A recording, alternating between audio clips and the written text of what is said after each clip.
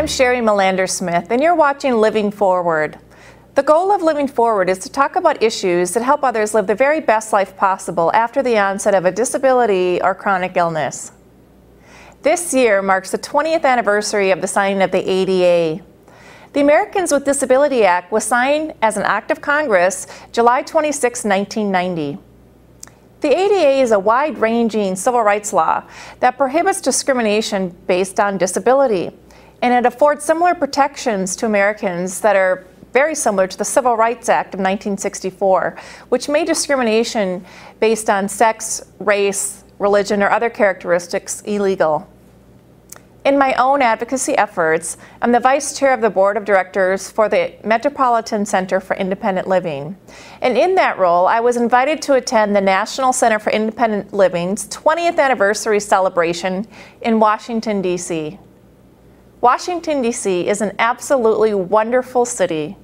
I was relieved to discover that Washington, D.C. is a progressive and extremely accessible city. All of the taxis, subways, buses, they're all accessible for people in wheelchairs. And let me tell you, there are so many things to see and do. The Smithsonian and the national monuments were just some of the highlights of my trip. While I was there, I got to go sightseeing. And I got to see places like the Capitol and the White House. Here's the White House, and then the memorial, World War II memorial. I also went to the Washington Monument, which was absolutely lovely, and the Lincoln Memorial. The conference itself had many workshops for people who are in the disability community. After the workshop, we all met and organized together and had a march up onto Capitol Hill, which was later we went with our local state legislatures in the Capitol.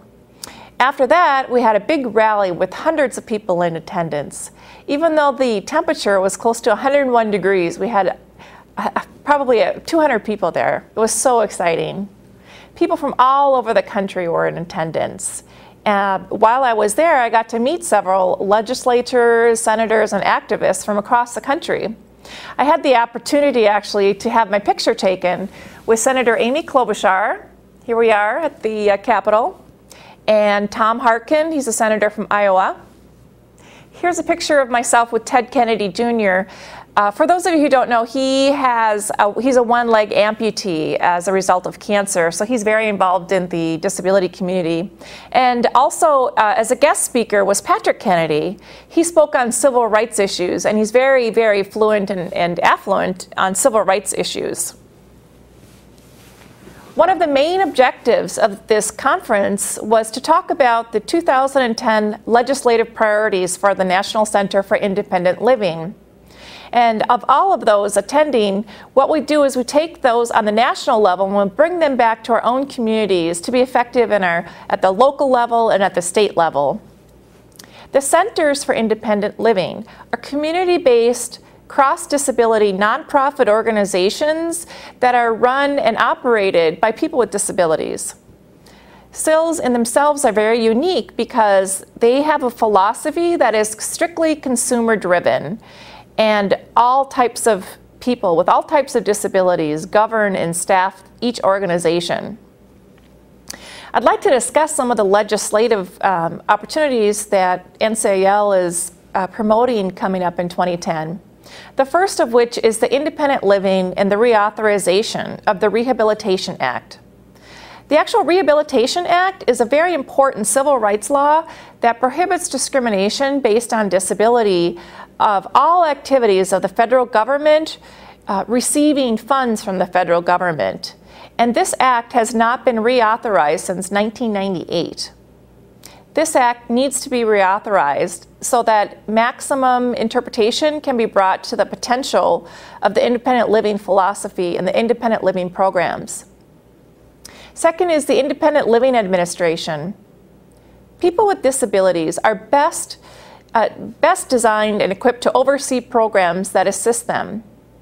NCIL proposes the creation of an independent living administration that will monitor and support the independent living programs across America. Next, the health reform process, including the community choice option and health insurance market reform. NCIL has been very involved in the process of advocating to end discrimination in the insurance market, create affordable, comprehensive insurance options, and to finally address the long-term care health crisis facing our nation.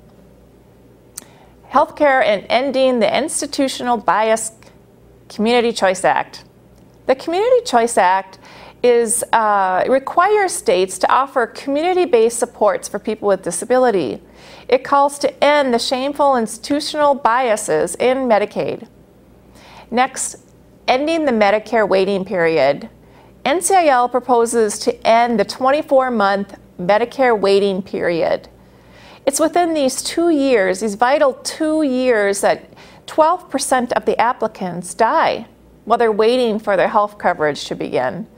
This simply must stop. Next is the transportation, including the Complete Streets, Transportation, including the Complete Street Acts. This is a legislation that intends to make sure that all of our streets are accessible for people who are slow walkers and wheelchair users. In education, NCIL proposes to support the prevention of harmful restraint and seclusion in public schools.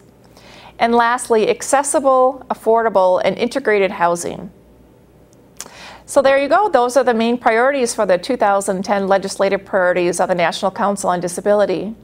If you are a person with a disability, or if you would like to become involved advocating for people with disabilities, I strongly recommend that you contact your local independent living center. If you're local in the metropolitan Twin Cities area, you can contact the Metropolitan Center for Independent Living, and their number is 651-646-8342. Again, that's 651-646-8342. And you can also visit their website at www.mcil.mn.org. www.mcil-mn.org. So that's our show for today. I'm so happy to be able to share my trip to Washington, D.C. with all of you. Thank you so much for watching. Bye-bye for now.